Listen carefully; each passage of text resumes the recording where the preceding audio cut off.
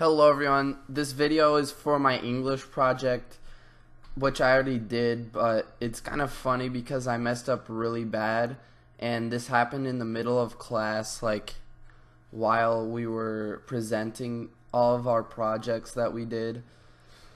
And I'm gonna turn comments and rating off because I know you guys are some of you guys will just be like dickheads and comment crap and whatever it is. I don't really need to hear it, so I'm just turning comments and rating off. So yeah, enjoy.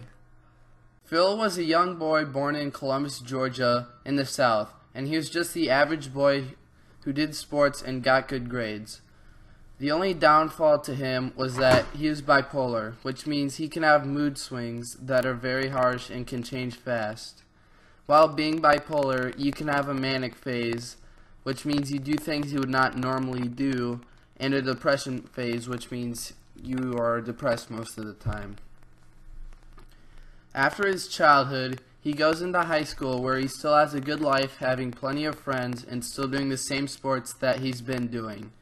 After high school, having good grades with the sports involved, he is able to get a scholarship at the University of Santa Monica, where he finds his best friend he has ever had. They did everything together, whether it was studying or going to the same classes as one another. Whatever it was, most of the time they would be together. Phil and Sam both found girlfriends while they were in college, and the girls ended up becoming friends with each other as well. After college, since the two best friends were studying almost all of the same things, they were lucky enough to get a job in San Francisco, so they packed up their bags and moved into the Bay Area, both with their girlfriends. When Phil got there, just a couple of months after, he decided to propose to his girlfriend. Phil also got a red Ford Explorer from his new wife. Sam was yet to marry his girlfriend. Just a year after they moved to San Francisco, Phil's wife was driving her car down a highway, getting back to their house after going to Sam's house, and she was killed by a drunk driver driving on the wrong side of the road. Phil was devastated for months on end, and the only thing they were able to get out of the crash was his wife's ring. Sam helped Phil through the experience very well. When Sam eventually got married, about a year after the accident, Phil decided to give Sam his wife's ring, so Sam didn't have to buy his own ring. Sam gave the ring to her when he proposed, and also didn't have a wedding due to the cost of one. Phil regretted giving the ring to Sam because that was the only thing that Phil had left of his wife. Everything else she had was torn or had bloodstains on them. So one night, Phil decided to go over to Sam's house and take the ring back. He had a key because he would go to Sam if he ever felt sad. He could go to his house to be comforted, so it was easy to get in. He took the ring off of Sam's wife's bed stand and went back to his house. The next day, when the two woke up and found out the ring was gone, they looked around the house wondering where the ring went. They looked everywhere, yet they still couldn't find it anywhere. And they decided to give up on the ring and hope that it just happens to show up, and they went to get breakfast and go to Phil's house. They found the ring there but didn't say anything, and after they left, they made a plan to just go grab it when Phil was sleeping. That night, Sam was lucky enough to just find the door unlocked, but he could have gotten inside anyways because he has a key because of the same reason Phil has a key to Sam's house. He went inside and wandered into Phil's room and found the ring lying on the desk by his bed. The weird thing about how easy it was is that Phil wasn't even at his house. Sam wondered where he was but didn't worry about it when all of a sudden he heard a creaking of a door and then an opening and then footsteps, and Sam was the scaredest he was ever in his entire life. When Sam found out it was Phil, he stopped worrying as much, but still hid and waited for Phil to go into his bed. Sam just made quiet footsteps and was able to get out of Phil's bedroom, but there was a creak in the wood when he stepped on it and started to run, and Phil was quickly out of bed and ran for the man he couldn't identify. Phil grabbed a knife from his kitchen cabinet and went outside to see the man still running away and saw the ring in his hand, and Phil got aggressive quickly. He stabbed the man in the back and the man dropped the ring. Phil turned the guy over to find out it was Sam. Phil quickly started to cry because of the mood swing he just had, and also that he just killed his best friend. He got into a manic phase and didn't really think of what he was doing.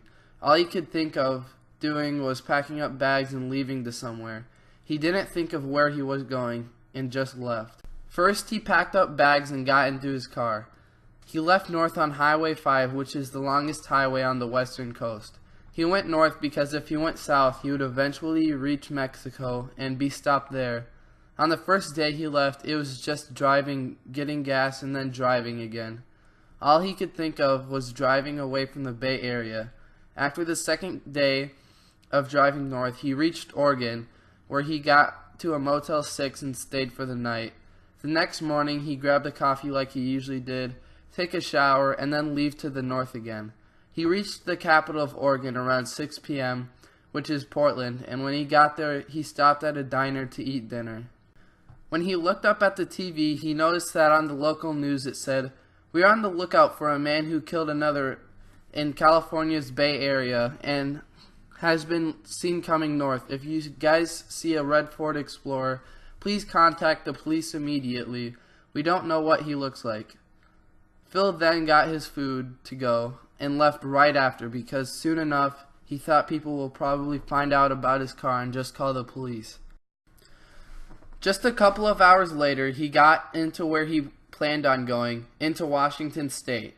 When he got there, he got questioned about his car, but Phil just acted calm and was able to get by questions and get into the state. He got off of Highway 5 and went on to smaller roads and went into Gifford Pinchot National Forest and just went into the roads there to lessen the chance he would be seen, and like he thought, it worked. After going through Gifford Pinchot, he just had to go through a small highway and get to Mount Rainier National Park, and that's where he would be setting up camp and staying for almost 4 months. He would get supplies from a Walmart in the nearest city almost every week. He would also easily get fishing supplies and other survival things with him in case his car broke down.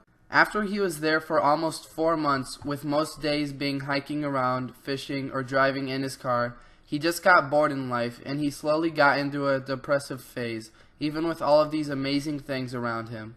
He just got depressed and even attempted suicide a couple of times, but wouldn't do it.